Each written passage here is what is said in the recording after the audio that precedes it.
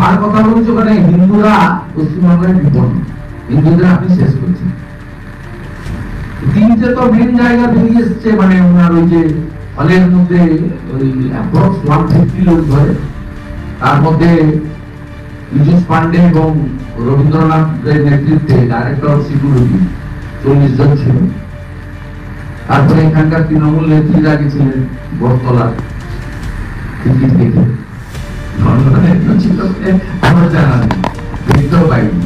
তার সঙ্গে সামনে এবং পিছনে নতুন ডগি পশ্চিমবাংলার ভেটারান যারা রিপোর্টার, খুব বড় মাপের রিপোর্টার, লাইভ মিস্টার অশোক সরকার, লাইভ মিস্টার গৌরব সেন গুপ্ত,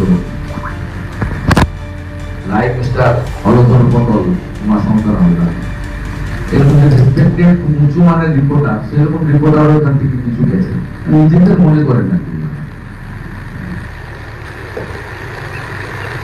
এবং এর জন্য পশ্চিমবঙ্গের জনগণের খরচ হলো 8 কোটি টাকা। টাকা উঠল পশ্চিমবঙ্গ শিল্প উন্নয়ন নবজীবন থেকে, WBIDC থেকে 8 crore। কাগজ তো আমার কাছে আছে, অফিসাররা দিয়ে গেছে, আর আমি RTI করে দিয়েছি।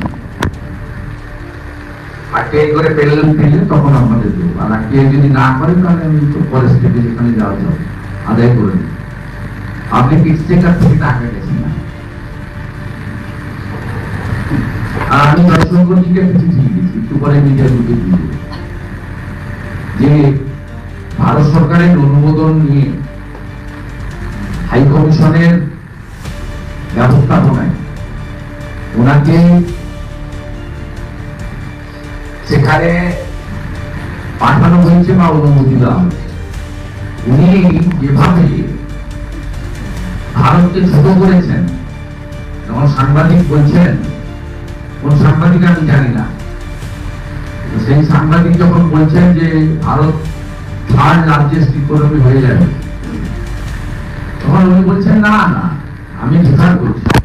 তো উনি ভারতকে রিপ্রেজেন্ট করছেন না অন্য কাউকে রিপ্রেজেন্ট করতে গেছেন? ভারতকে ছোট করতে গেছেন। নতুন নতুন আপডেট পেতে সাবস্ক্রাইব করুন নিউজ আপ ডেইলি।